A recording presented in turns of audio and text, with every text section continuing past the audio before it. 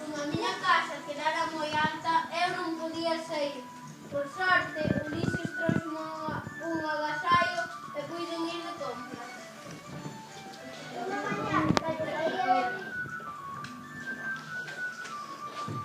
mañá, cando saía da miña casa, Inés por primeira vez, diante miña.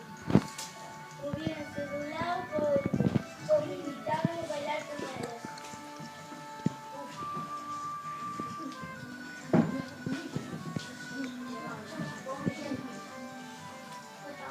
Sentime feliz.